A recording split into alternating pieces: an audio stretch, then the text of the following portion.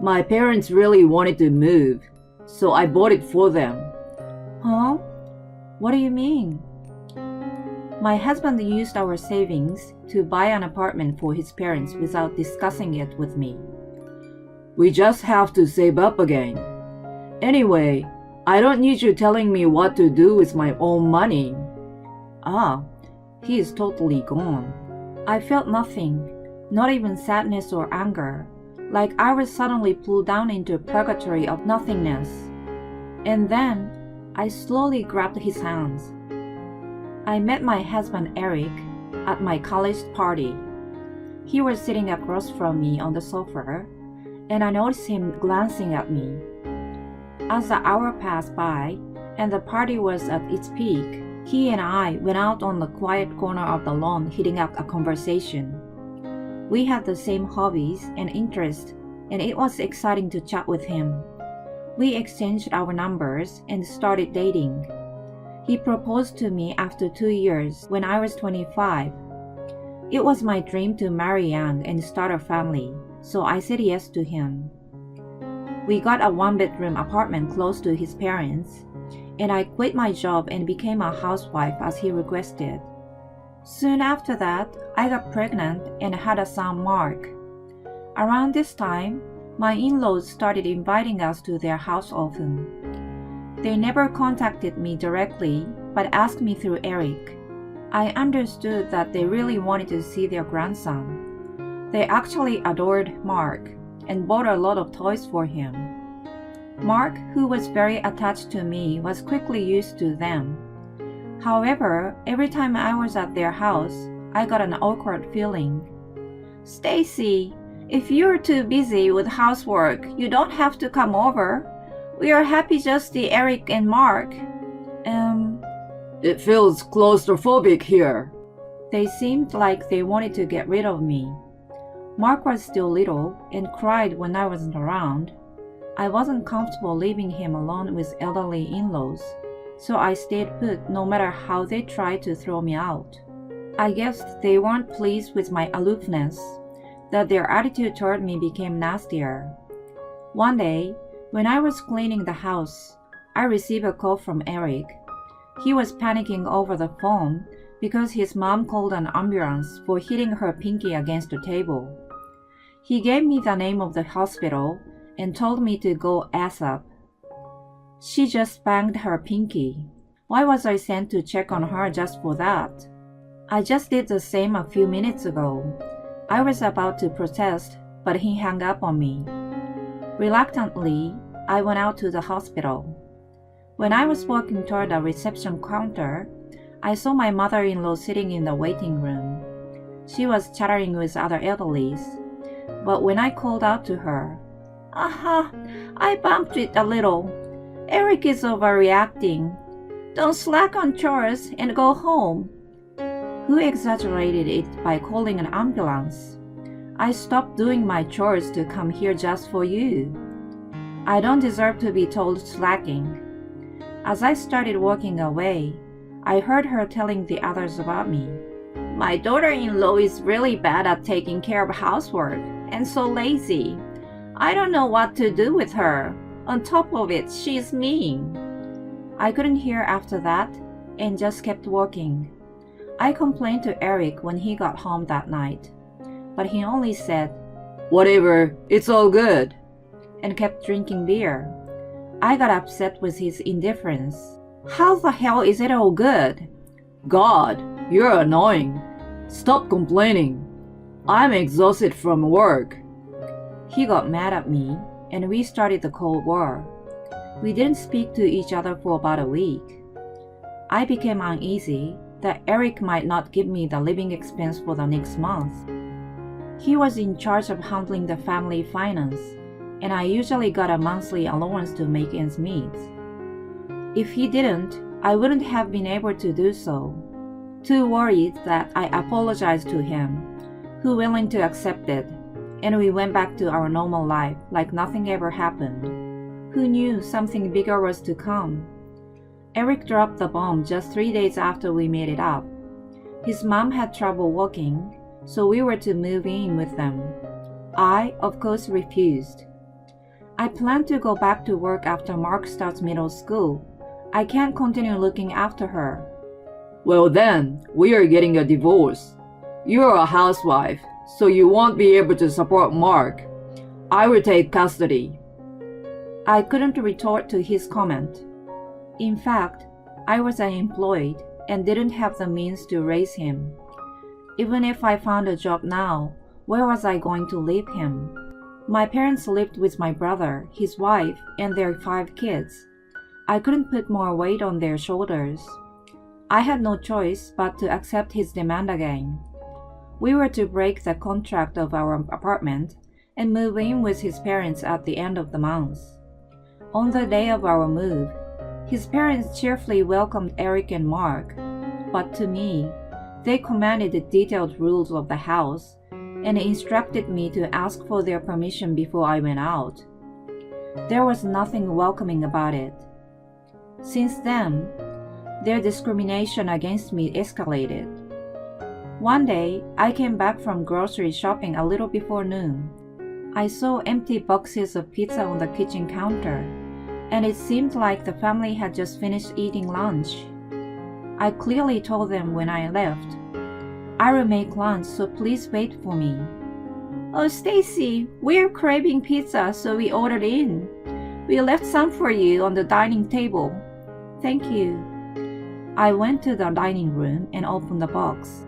There was one piece of pizza inside. I felt frustrated to be left out again. The piece wasn't even whole, with a chunk missing on the side. Probably Mark had a bite. I didn't even get a complete piece of pizza. I felt like Mark was even mocking me, and my eyes became watery. Another time, the rain suddenly started while I was out. I had left our sneakers under the sun, so I rushed back home. When I got back, I found that my mother-in-law had already taken Eric and Mark's sneakers, but left mine out soaked in the rain. Eric and my father-in-law pretend to be oblivious. At lunch and dinner, if I served with a big sharing plate, they immediately took all without leaving any of me. So I served them separately with a single serving next time. They complained it was too small. Such was my life.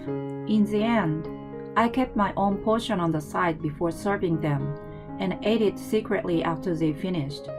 I had been trying my best to not explode with anger, but I finally had enough and was about to plead with Eric for moving out, but... "Hey, I bought a new apartment. I will take you to see it. You'd like it for sure." I was flabbergasted. We never discussed such a matter, and where did the money come from? I was rushed to go and see it with him. It was a brand new apartment building in the center of the town. There was a mall, school, government office, and post office nearby. It was in a very convenient location. The apartment was just finished built a couple weeks ago. We entered the room at the corner of 8th floor. It was unbelievably bright, big, and had a great view. It was almost perfect. The moment I was about to ask him about the most important matter, "My parents say they really want to live here. I bought it with the sale of their house and all the savings. Isn't it amazing?" What? What the hell did he say? It was his parents' wish? Spend all the saving that was supposed to be for our son's education and our retirement. What in the world was so amazing about it? How could you do such a selfish thing? Please cancel the contract. I was in total panic and begged him to cancel. "Huh? We just start saving again. Anyway, I don't need you to telling me what to do with my own money. A housewife has no say in this." He snapped back at me. "You told me to quit my job and stay at home." The word divorce popped into my head, and I ran out of the apartment. When I got home, my father-in-law was watching TV, and my mother-in-law was busy on the phone. I hurried to collect the necessary things and pack them in a bag. Then I scrolled down "Let's Divorce" on a piece of paper and left it with my wedding ring on the desk. I rushed out of the house carrying Mark, who was half asleep. "Let's get a room in a motel for now." We were wandering the street on foot without knowing what to do next. Then I heard a woman's voice calling me. "Stacy? Isn't that you? Oh my God, is it?" I turned around and knew immediately who she was. "It's me, Amy. Remember me? Such a long time."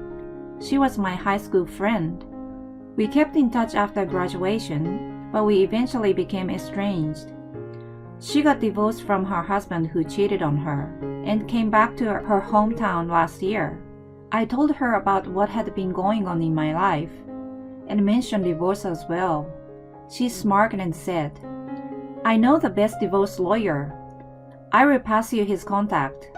The lawyer happened to be the same guy with whom I had a crush in high school. I remembered him clearly. I wanted to give him a birthday present, but there were already many decorations and gifts around his locker.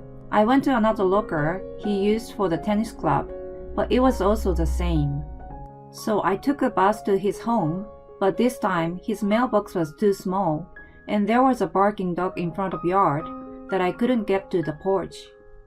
I didn't have the courage to directly give it to him, so I gave up and went home. A bittersweet memory of my youth. I got the location and phone number of his office and thanked Amy over and over when we parted. I couldn't waste a second, so I went directly to see him after that. I didn't book an appointment ahead of time, but I just needed to do something. A friendly middle-aged woman in the front assisted me and said I was in luck, that there was a cancellation. She even offered to babysit Mark and took me to the office. I waited for a little while, then Mr. Jackson showed up. He was handsome back then, but his good look was polished by age and he was gorgeous. Not only his face, but his body looked toned, and the way he carried himself in the suit was to die for. Compared to him, Eric was like Gollum. "Thanks for waiting. I'm Adam Jackson. Nice meeting you." He introduced himself as he pulled out his business card. I did likewise, but I noticed my voice was shaking. I apologized for showing up without an appointment, and then briefed him on the reason for my visit. He started asking me questions, but I had a hard time focusing. On top of his good appearance, his voice was a beautiful tenor. As I was listening to him, I couldn't stop imagining him getting better with age like George Clooney. We were in the office for about an hour and a half. It was the happiest time of my life in a long while. I thanked Adam and the woman vigorously before I left. Mark had been a good boy all this time, and I swore to myself to be strong for him. While I got temporary custody, Adam continued negotiation with Eric attorney. Of course, he wasn't willing to settle easily, and was too carried away by his race that he couldn't even think straight. Hence, we went to a trial. "Don't worry, it happens often. I got this." Adam tried to soothe my anxiety. I got a ride from him to the court on the day of our trial. As soon as I got there, I felt a knot in my stomach. I was going to see Eric for the first time since I left. When he saw me enter the room, he immediately grimaced at me. "You bitch! What the hell do you think you're doing? Who took care of you all this time? You owe me!" He looked like he was about to jump on me, so the security and his lawyer restrained him and dragged him out of the hallway. I was horrified. Even if we divorced, he might take revenge. I could hear him screaming, and his lawyer said, "It's gonna have a negative effect. And the worst case, the police." Then it became quiet. We went through the hearing without an incident after that. Mark and I were offered to stay with Amy's parents for the time being. They ran a local diner and hired me as a waitress out of their kindness. In addition to that, they had an unused trailer in their backyard, which they offered us to stay in. One night, I don't know how they found out, but Eric's parents showed up at the house. They tried to cross the yard toward my trailer, and Amy's parents stopped them. "Hey, come out, you coward! Give us Mark!" I heard them shouting. Amy signed me to hide and went out to deal with them. "If you don't leave now, we'll call the police." As she said this, she was already calling. They realized the seriousness and tried to run away, but Amy's parents held them in place. The policeman arrived within a minute. After hearing both sides, they escorted in-laws back to the car and made sure they drove away. I frantically apologized to Amy and her parents and started packing my things, but they stopped me and told me it was safer to stay with them. "Your divorce drama is quite entertaining. I'm so geared up to fight with you." Wait. I felt threatened for my life here. Came to think of it, she was into Spanish soap operas. 2 months later, thanks to Adam, I was able to get good alimony, custody, and child support. I could finally cut all ties and move on with my life. I can live freely doing whatever I chose to do. I held Mark tightly in my arms. He needs to be reassured that I would always be by his side. Before I parted with Adam, I not only thanked him for the job he had done, but finally told him that I actually knew him from high school. He didn't remember me, but he was kind to tell me that I could count on him if there was anything. Later on, the rumor of my in-laws' incident spread in their neighborhood, and Eric too was seen by the neighbors as an abusive husband. They were too embarrassed that they moved to another town.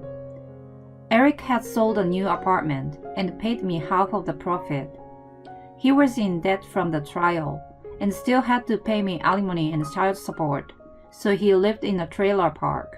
I had been afraid of his retaliation against me, but he wasn't as stupid as I thought. He never tried to get in touch with me.